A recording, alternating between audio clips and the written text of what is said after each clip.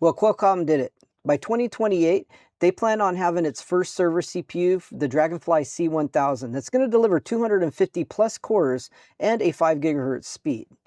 This is really important because when it comes to servers and data centers, they're always trying to save a buck, and especially on electricity. And since ARM processors give you more performance per watt than their x86 counterparts, you could be looking at millions upon millions of dollars in savings in data centers with the advent of this chip, which could spell a lot of warning signs going forward into the future for x86 hardware in the server space. But it's not coming till 2028.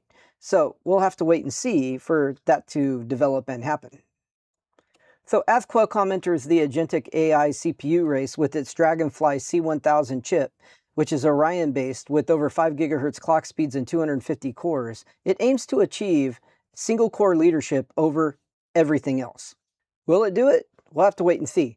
All I know is this chip is purposely built for agentic AI and general-purpose workloads, delivering best-in-class power efficiency and TCO. So this is a custom-designed Orion core architecture processor with core performance that delivers frequencies beyond 5 gigahertz, offering superior performance workloads deployed at scale. Qualcomm also claims that the chip is going to offer leadership single-threaded performance. In terms of specifications, the Qualcomm Dragonfly C1000 CPU offers a multi-chiplet design, allowing it to align with leading-edge advanced packaging technologies for performance and I/O scaling. The primary CPU chiplet will feature over 250 cores, offering throughput and scale while delivering the exceptional per-core performance. So performance-wise, the chips are said to be over 2 times better in per-watt performance. That's important because total cost over time will make these chips worth a lot of money to data centers that want to save money on their electric bill. The company doesn't disclose any direct comparisons or benchmarks yet. Each CPU will offer over 2 terabytes a second of PCI Express Gen 7 connectivity and support for the next generation of accelerators such as Qualcomm's very own AI series products. So the Dragonfly C1000 CPUs will also come with an optional HBC attachment to boost their memory capacity and bandwidth capabilities. From a security standpoint, the C1000 chips will integrate advanced reliability, availability, and serviceability features, including ECC memory correction, fault isolation, and error recovery. The first platforms based on these chips will feature both air and liquid cooling support in compliant racks and servers. Qualcomm has set the commercially available C1000 for 2028. So with this announcement, Qualcomm's entering a very contested space. The data center CPU segment has seen several additions with the x86 components continuing to build upon their success. Both AMD and Intel have new data center chips coming out through 2028. NVIDIA is already pushing their Vera CPUs as the crown holder for 2026, and future ARM-based CPUs are already in plans with Rosa setup for 2029, and ARM itself has its AGI CPUs backed by a multi-year roadmap. CPUs are the new boss of the AI segment. Qualcomm's entry makes the agentic AI race even more interesting. So the gains that Qualcomm's claiming today might not be as spectacular by the time the chip launches. There's 250 plus core count figure might sound grand now, but AMD is already mass producing a 256 core chip at the moment, which will be rolling out soon. There's a lot to prove for the Dragonfly. Despite all of that, Qualcomm already has managed to sign multi-generation agreements with Meta on its data center CPUs under the Dragonfly series.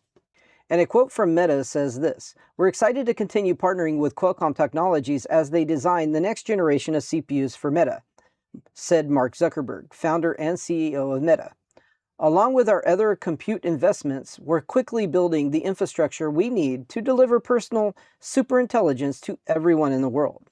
I think what could make this a success is the fact per watt, per performance.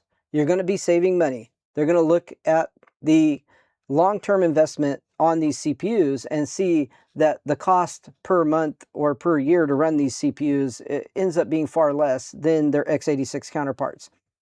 Here's some of the downsides, however. Compatibility.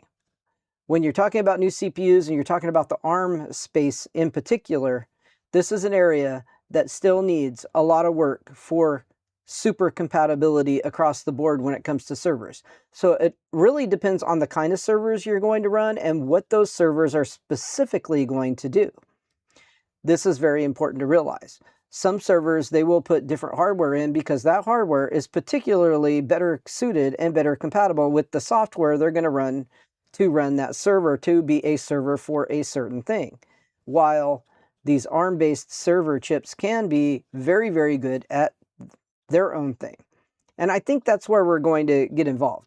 We've got a lot of compatibility and a lot of things that are going to happen in the server space. And depending on what developers are able to do, you'll end up with this looking like a very good option for a lot of people that are doing data centers, as long as it will run what they want it to run the way they want it to run.